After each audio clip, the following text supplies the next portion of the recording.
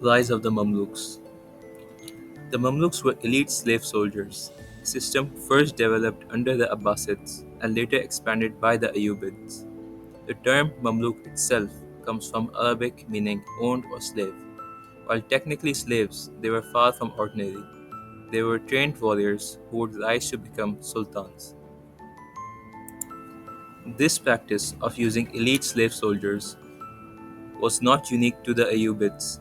It was also found in other Muslim dynasties, such as the Ghurids, who ruled parts of modern day Iran, Afghanistan, and India.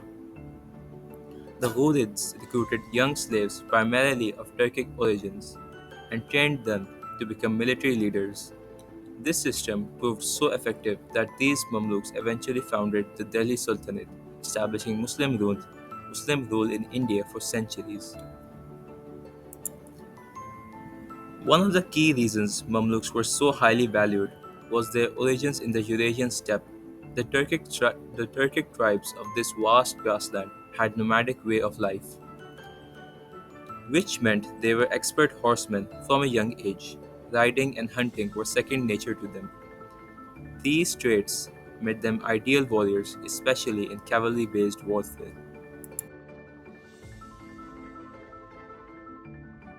Under the Ayyubids, particularly during the rule of Saladin, Mamluks played a crucial role in military campaigns.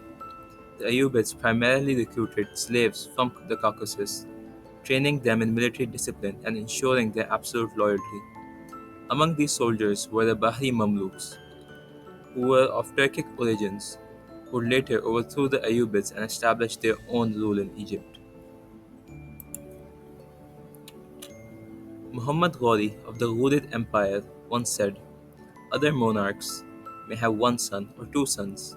I have thousands of sons, my Turkish slaves, who will be the heirs of my dominion," signifying their unwavering loyalty to their sultan. For this presentation, we will focus specifically on the Bahri Mamluks, the first dynasty of Mamluk rule in Egypt and Syria, who played a key role in shaping the region's history.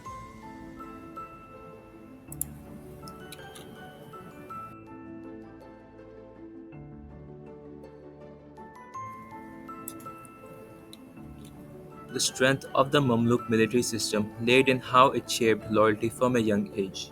Most Mamluks were boys from the Caucasus, captured or bought as slaves and brought to Egypt through a well established slave trade.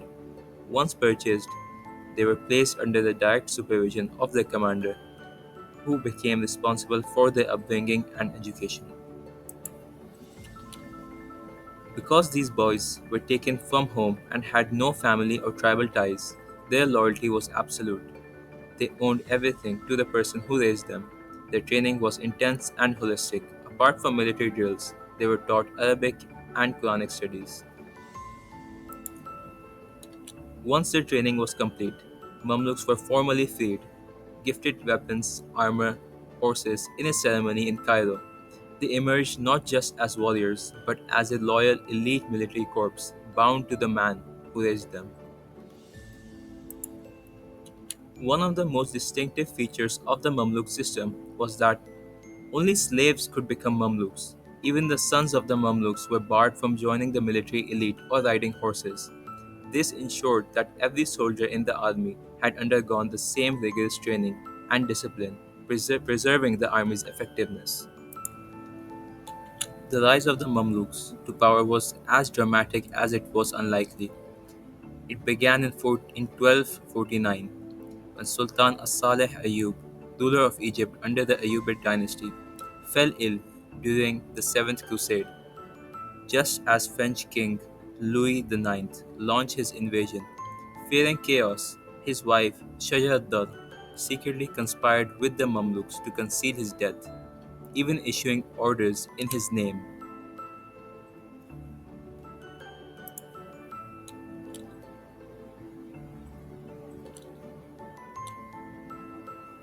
As the Crusaders advanced, the Mamluks led by Baybars al-Bunduqtari defeated Louis' army at the Battle of Al-Mansura in 1250.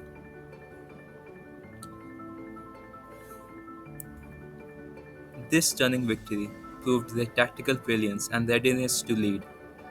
But succession turned violent as Asaleh's heir Turanshah alienated the Mamluks and was assassinated shortly after. Shajarath briefly claimed the throne, but under pressure she married Mamluk general Aibak, giving the Mamluks a path to legitimate rule. Though Aibak was later assassinated, this marked the beginning of the Mamluk rule.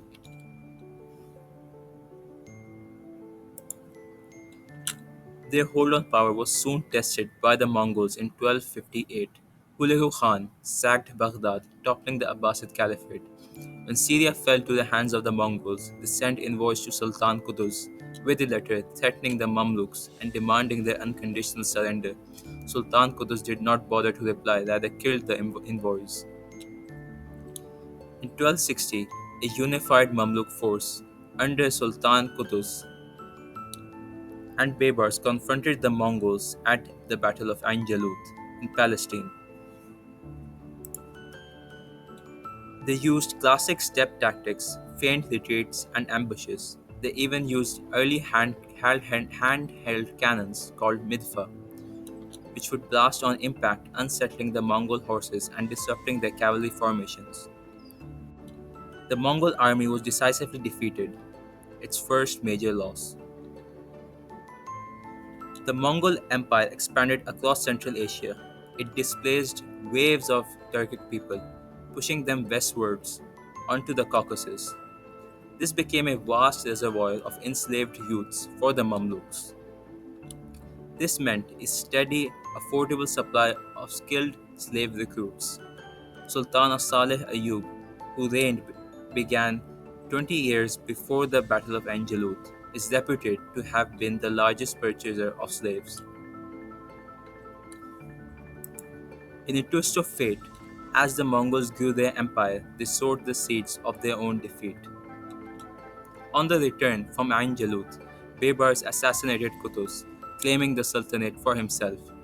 By the end of the 13th century, the Mamluks had defeated both the Crusaders and the Mongols, securing Egypt and Syria. Key to success. The Iqta system was a key factor in the Mamluks' rise to power and military success. It was a system of land grants where the Sultan assigned revenue rights from land, rather than land ownership, to military officers. These officers, in turn, had to maintain a cavalry force in exchange for these revenues. Unlike traditional feudal systems, the Mamluks used the Iqta to create a decentralized but loyal military structure. Each officer controlled his own land and soldiers, ensuring a self sustaining army that was ready for battle without relying solely on the Sultan's treasury. This system proved especially effective during the Battle of Ain Jalut in 1260, where the Mamluks faced the Mongol invasion. The immediate mobilization of their forces was crucial as the officers already had well equipped troops from their Iktas. The result was a highly disciplined, quick, responsive military able to decisively defeat the Mongols and protect their empire. Ultimately, the Ikta system helped the Mamluks maintain power for over 250 years, providing both military strength and internal cohesion. Another key to the Mamluk success was the religious legitimacy which they achieved through strategic patronage of scholars and aligning themselves with Sunni Islam. The Mamluks understood the importance of religious authority in the Islamic world, especially in maintaining popular support. A crucial step in this process was their capture of Jerusalem, Mecca, and Medina, the three holiest cities in Islam. By taking control of these cities, the Mamluks solidified their role as protectors of Islam's sacred sites. But perhaps even more significant was the restoration of the Abbasid Caliphate in Cairo in 1261. Although the Abbasid Caliph had little real power, the Mamluks' patronage of the Caliphate gave them religious legitimacy as the Caliph represented the symbolic head of the Muslim world. Another key factor in the Mamluk success was their control over vital trade routes.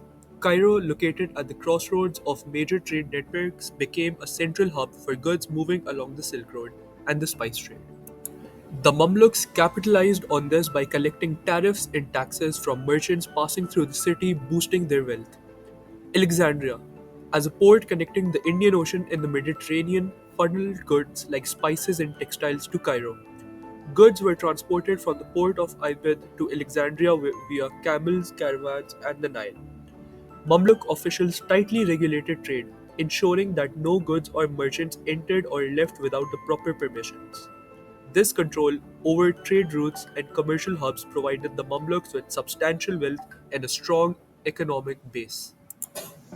To end, the Mamluks' legacy still echoes today. One of their greatest contributions was their patronage of Islamic learning. They supported institutions like Al Azhar Mosque in Cairo, which became and still is one of the oldest operating universities in the world. Over 1,000 years later, it remains a leading center for Islamic scholarship. That's a legacy of knowledge that continues to shape religious thought to this day. Militarily, the Mamluks also left a permanent mark on history. In 1291, they wiped out the last Crusader stronghold in the Levant of Acre, officially ending the Crusades and reclaiming full Muslim control over the region. They not only protected the Islamic world from invaders like the Crusaders and Mongols, but they also helped define its culture and religious identity. The Mamluks began as enslaved soldiers, yet rose to rule and leave behind a legacy of learning, resilience, and power that we will still see traces of today. Thank you for being a part of our presentation. We've been Momin Naveed and Ahmed Iqbal.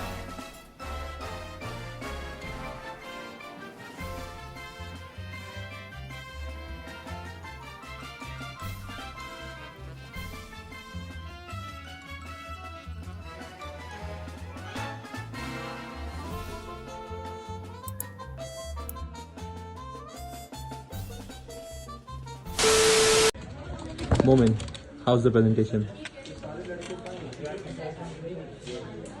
The Mamluks.